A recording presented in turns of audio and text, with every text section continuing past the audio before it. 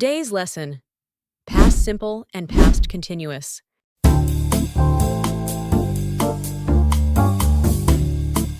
Welcome back to our channel. In today's lesson, we're comparing two other important tenses in English, the past simple and the past continuous. By the end of this video, you'll know exactly when to use each tense, how to avoid common mistakes, and how to sound more natural when talking about the past. We'll cover the structure, the usage, and some fun examples with our friend Robin. The past simple is used to talk about actions or events that are now finished and happened at a specific point in the past. It's the tense with a clear time reference like yesterday, last year, or in 2005.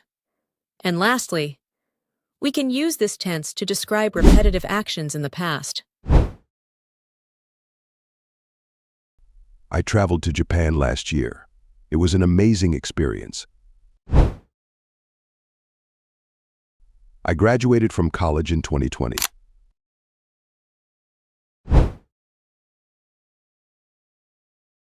When I was a child, I played football every weekend. Now, I am too busy. I can see you don't practice. In affirmative sentences, we start with the subject, followed by the past form of the verb. For regular verbs, we add ed to the base form. For irregular verbs, the past form can be different, so it's important to learn them. In negative sentences, we use did not, often contracted to didn't, before the base form of the verb. Remember that the verb returns to its base form, so we don't use the past form here. For questions, we change the order, starting with did, followed by the subject and the base form of the verb.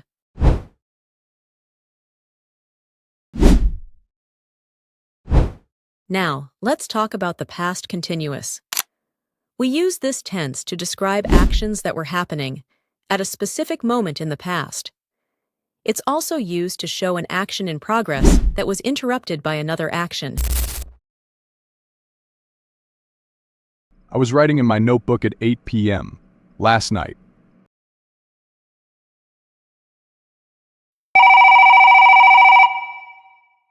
I was cooking dinner when my phone rang. Let's take a closer look at the structure of the past continuous tense. In affirmative sentences, we start with the subject, followed by the correct past form of the verb to be, which is was or were, and then add the main verb with ing, ending. For negative sentences, we add not after the verb to be. In questions, the structure changes slightly. We start with the past form of to be was or were followed by the subject, and then the main verb with ing ending.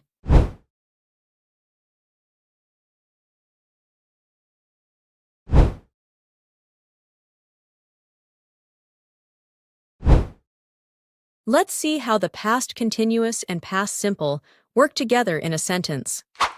For example, take the sentence, she was walking to work when it started to rain. This sentence uses both tenses, past continuous for the ongoing action, and past simple for the action that interrupts. In this case, was walking shows the ongoing action that was happening at a specific moment in the past, while started shows the action that interrupted it. I was enjoying the nice weather when it suddenly started to rain. Robin uses the past continuous to describe what he was doing over a period of time, and the past simple to show the action that interrupted him.